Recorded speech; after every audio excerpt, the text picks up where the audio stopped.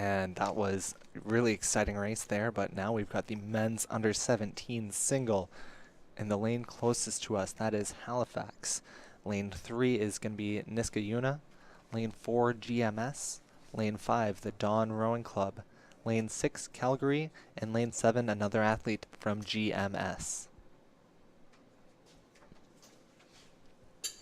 Of course, this is the under 17 single, so some of the youngest athletes we have here, they will not turn 17 in this year, 2018.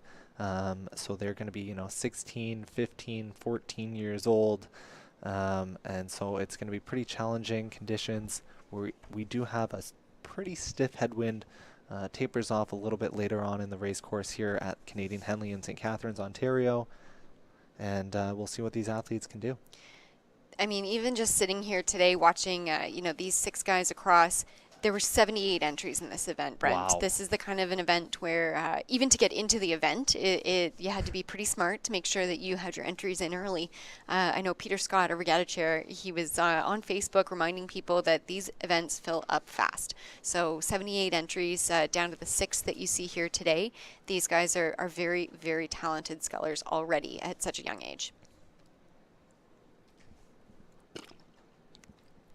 We're talking that was 11 heats on Thursday, Brent. That is remarkable, and the top 6 have started their final. So we'll see what these top 6 talented scullers can do in the men's under 17 single.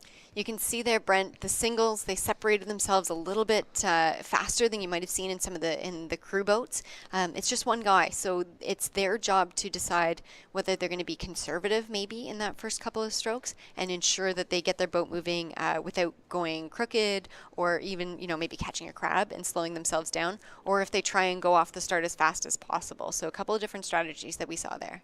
Yeah, and it's going to be interesting to see, I think, particularly in the top half, the top 1,000 meters of this race, what the athletes can do, not only to their race plan, executing it, but also given the challenging conditions, given the headwind, and a couple of waves we did already see in that start, some athletes getting bumped around and maybe not rowing as clean as they would want to be.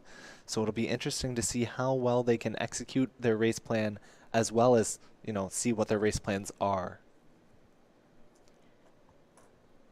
Looks to be an exciting race already. I know checking out some of these athletes when I was doing my research, it looks like Paris Liston in lane 4 for GMS, he's 14 years old. So he is hanging in there with a bunch of guys who are 16 years old. We've got at least 2 years probably of rowing experience on him. And to make it to this final, that's an absolutely incredible feat. That really, really is. So well done. As you said, there were 78 athletes, 78 entries. So to be top 6 at that young age, that is really impressive. Coming here, approaching the 500-meter mark, it does seem to be Eric Seawright out of the Dawn Rowing Club rowing a a fluid design single, also out of London, Ontario, another boat. Canadian boat maker, and that does seem to be a pretty substantial lead after 500 meters. Eric doing a fantastic job. Of course, Stephen Harris from Dawn Rowing Club won this event last year. He has moved on. He is no longer under 17.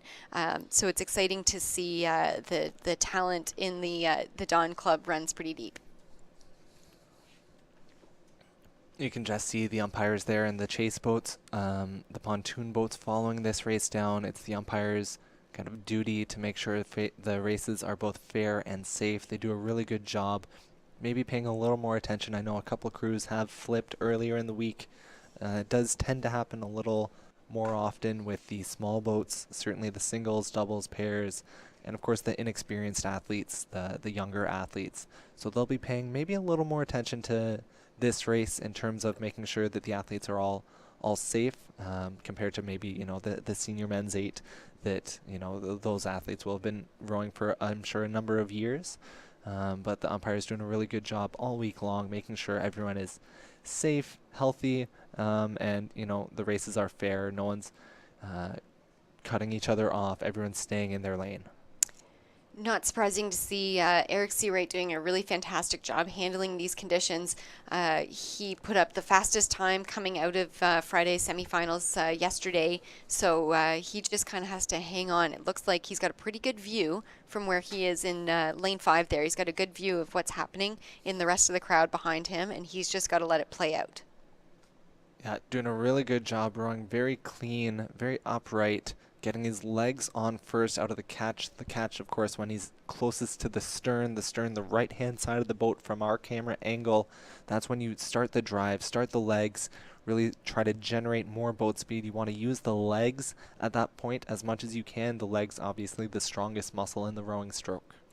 On Thursday, Eric was in the men's under 17 quad with Don Rowing Club, 3 other teammates, and they took home the gold medal on Thursday. He's also racing in the men's under 23 8, so he placed 5th in that event yesterday. Wow, so a lot of racing for Eric Seawright out of the Don Rowing Club, and here in the halfway mark of the men's under 17 single, he has over a boat of open water lead over the rest of the field.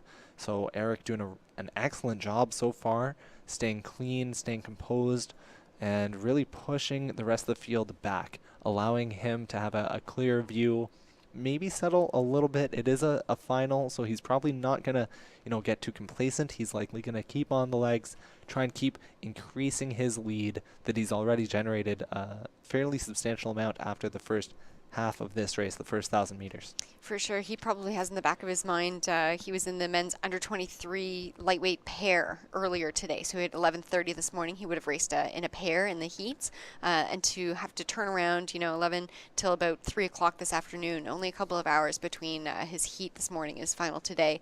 It doesn't seem to be slowing him down much, though. No, that is really impressive, and so far really well rowed for Eric Seawright. I'm sure going through his mind right now, if he did take home the U17 quad earlier in the week with his teammates out of the Don Rowing Club, probably just thinking like, this is in my grasp. I can come home in my under 17 year with 2 Henley Golds. That's a really impressive feat. Most athletes struggle, over the course of their careers, sometimes even to get 1 Henley Gold.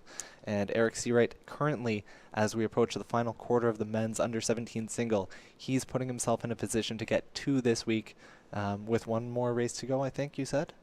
We don't know if he progressed for the under 23 lightweight pair he raced earlier, but really well rowed so far out of Eric Seawright, currently the only crew on the screen through the top 3 quarters of this race. They are racing towards the finish line for the Mike Wilson Memorial Trophy. Mike Wilson rowed and coached for the St. Catharines Rowing Club. In 1976, he won Henley Gold in the junior 135-pound 8. He was also president of the St. Catharines Rowing Alumni in 2003. This trophy was also created by St. Catharines artist Perry Vukulich. Yeah, and this field has really played itself out. It is some substantial gaps from crew to crew to crew. Just goes to show the various abilities and ability to cope and execute from these athletes, these under 17 athletes. Again, they will not turn 17 this year, so some of them still fairly new to the sport, I'm sure, and just struggling, some of them, to deal with the conditions. But of course, to make this final, as Ali said earlier in this race, they had to be top 6 out of heats and semis from 78 entries. 8 entries. So really impressive. And so far, Eric Seawright in lane 5 from the Don Rowing Club, approaching the red buoys and really striding away, opening his gap that he's built over the rest of the field. Excellent work. Michael Klassen in lane 6 from Calgary Rowing Club, looking like he is giving a good charge to the finish. And a lot of these guys are probably thinking, whether I'm going to win or not, this is my chance to put down the best possible time. This is probably for most people at this regatta, this will be the last time they race this summer, as they look towards perhaps the fall season, which we're talking about going back to school, to university, perhaps racing things like Head of the Charles or Head of the Trent here in Ontario. So this is really putting the finishing touch on what should be, for some people, probably a really hard training season. Yeah, and it does seem to be Eric just striding away, really bringing the rate up, putting a good finish on to this really clean race. He's really executed excellently. Across the finish line, just sits up, nice, calm. Well done to Eric, taking home unofficially his 2nd Henley Gold.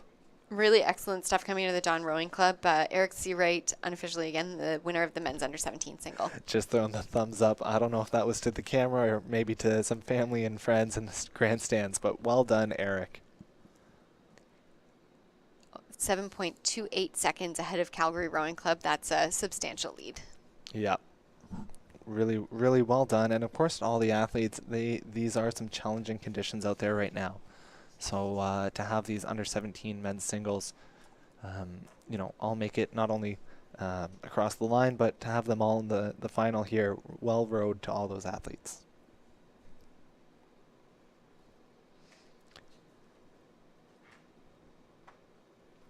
I'm sure the atmosphere down in the grandstands right now, the Saturday of Canadian Henley, the weekends are always very exciting, really packed grandstands, people enjoying. I'm sure, I believe there is a beer garden down there. There has